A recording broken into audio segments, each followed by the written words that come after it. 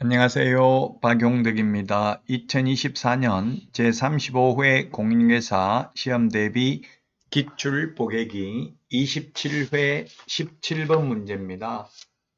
자, 손해배상 책임에 대해서 옳은 것은 했는데 손해배상 책임과 보정설정이 시험에 두 문제 출제됩니다. 1번 개업공개서는 중개를 개시하기 전에 설명을 하는 게 아니라 중개 완성된 때에 손해배상 책임에 대해서 손님한테 설명하면 됩니다. 중개를 개시하기 전에 X가 되겠고요. 자, 그 다음에 2번 개업공개사는 업무 개시 후 보정 설정을 해야 된다 했는데 업무 개시 후가 아니라 업무 개시 전에 해야 됩니다. 암기 프린트 56번에 동그라미 1번에 있고요. 자, 그 다음에 3번 개업공개사가 중개행위를 함에 있어서 거래 당사자에게 손해를 입힌 경우 고의가실에 관계없이 그 손해를 배상해야 된다 했는데 고의가실이 있어야 됩니다. 고의가실과 관계없이 X입니다. 손해배상 책임은 세 가지입니다. 첫 번째, 개공의 고의가실, 고용인, 직원의 고의가실 또는 개업공개사가 자기의 중개사무소를 다른 사람의 중개행위 장소로 제공하여 의뢰인에게 재산상 손해가 발생한 경우 그 손해를 배상해야 됩니다.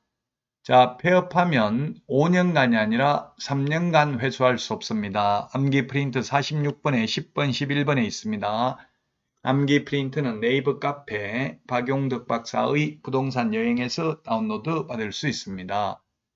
5번 개업공개사는 자기의 중개사무소를 다른 사람의 중개행위 장소로 제공함으로써 거래 당사자에게 재산상 손해를 발생하게 한 때에는 그 손해를 배상할 책임이 있다. 예, 장소 제공도 손해배상 책임이 있습니다.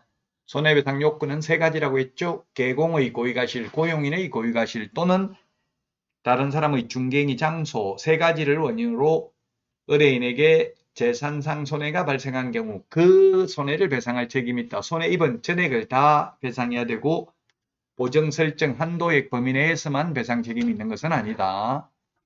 자, 다음은 18번 문제 보도록 하겠습니다.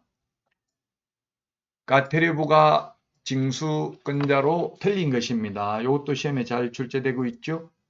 자, 등록증을 개시하지 않는 경우 1번 등록관청이 100만원 이하의 가태료를 부과하고요. 2번 사무소 이전 신고 옮기고 나서 10일 이내에 하지 않는 경우 역시 등록관청이 100만원 이하의 가태료 부과하고요. 그 다음에 3번 개업공개사의 사무소 명칭에 공인중개사 사무소 또는 부동산 중개라는 문자를 사용하지 않는 경우 등록관청이 100만원 이하의 가태료를 부과하고요. 4번 거래 당사자에게 손해배상 책임의 보장에 관한 사항을 설명하지 않는 경우에는 등록관청이 100만원 이하의 가태료를 부과합니다. 등록관청이 100만원 이하의 가태료를 부과한다. 시도지사라고 해서 X가 되겠습니다. 그래서 4번이 정답이 되겠습니다. 시도지사가 아니라 등록관청입니다. 시도지사가 부과하는 것은 자격증 미반납, 시가태료 부과, 그 다음에 연수교육받지 않는 경우 500만원 이하의 가태료, 자격증 미반납은 100만원 이하의 가태료죠. 요 두 개만 시도지사고 나머지는 다 등록관청이고 다만 협회, 거래정보사업자, 정보통신 서비스 제공자에 대한 500만원 이하의 가태료는 국토부 장관이 부과합니다. 5번에 있는 것처럼 운영규정을 위반한 거래정보사업자, 거래정보사업자 협회, 정보통신 서비스 제공자 모두 법인이죠. 자연인이 아니고 그래서 법인이기 때문에 돈이 많으니까 100만원이 아니고 전부 500만원 이하의 가태료 대상이 되겠습니다. 자, 다음은 19번입니다. 1년 이하의 징역이나 1천만원 이하의 벌금 사유로 명시된 경우가 아닌 것은 1번 자격증 양도대여한 경우, 등록증 양도대여한 경우, 그리고 양도대여를 알선한 경우에도 1년 이하의 징역이나 1천만원 이하의 벌금입니다.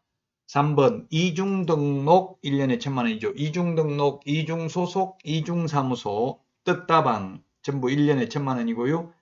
4번 직접거래 쌍방대리 요거는 3년 이하의 징역이나 3천만원 이하의 벌금입니다. 그래서 1년에 1천만원 아닌 것 정답은 4번이 되겠습니다. 5번 천막 그 밖에 이동에 용이한 임시중개시설물 뜻다방 이중사무소와 처벌 규정이 똑같습니다.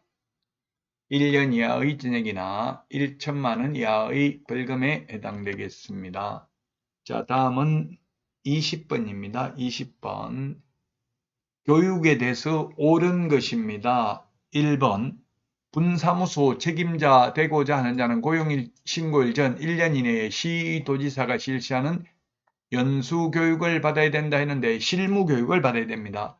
사전교육이 실무교육, 직무교육, 매수 신청대리 실무교육은 미리 받아야 되니까 사전교육.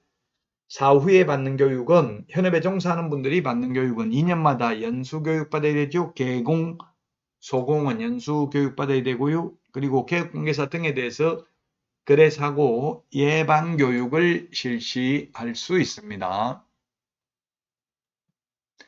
1번은 틀렸고요. 2번 폐업신고 후 1년 이내에 중개사무소 개설 등록을 다시 신청하는 공인중개사는 실무교육을 받지 않아도 된다. 예, 그렇습니다. 사전교육의 유효기간은 1년이기 때문에 그래서 2번이 옳은 정답이 되겠습니다.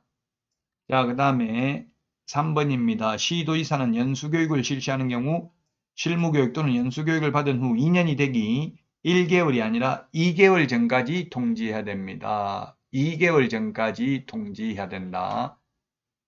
대상자에게. 그 다음에 연수교육 시간은 12시간 이상 16시간 이하입니다. 3시간 이상 4시간 이하 X고요. 그 다음에 5번 고용관계 종료 신고 후 1년 이내에 고용신고를 다시 하려는 보조는 직무교육 받아야 한다. 사전교육의 유효기간은 1년이기 때문에 교육받고 나서 1년 안에 개업하거나 취직 안 하면 다시 받아야 되고요.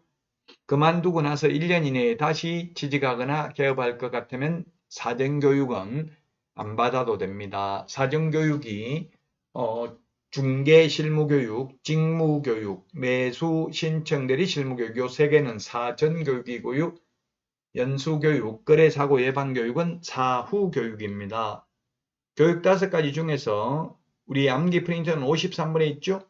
교육 안 받으면 처벌받는 것은 연수교육밖에 없습니다. 연수교육 안 받으면 500만 원 이하의 과태료입니다. 나머지 직무교육, 중개실무교육, 매수신청대리 실무교육은 안 받아도 처벌 규정은 없습니다. 다만 사전교육이니까 교육을 안 받으면 개업하거나 취직할 수는 없습니다. 자, 그 다음에 시도지사가 실시할 수 없는 교육 뭐가 있습니까? 매수신청대리 실무교육입니다. 매수신청대리 실무교육은 법원 행정처장이 지정하는 교육기관에서 받아야 됩니다. 자, 그 다음에 직업윤리가 교육 내용에 포함되어 있지 않는 것, 거래사고 예방교육 하나만 직업윤리가 명시되어 있지 않습니다. 예, 그 다음에 거래사고 예방교육은 교육을 해도 되고 안 해도 됩니다. 교육 받아도 되고 안 받아도 됩니다. 임의 교육이 되겠습니다. 그 대신에 개업공개사 등에 대해서 실시합니다. 교육시간이 명시되어 있지 않는 것도 거래사고 예방교육입니다. 자, 교육제도까지 했습니다. 이번 시간 여기까지 하고요. 다음 시간에 찾아뵙도록 하겠습니다. 여러분 수고하셨습니다. 다음 시간에 만나요. 안녕.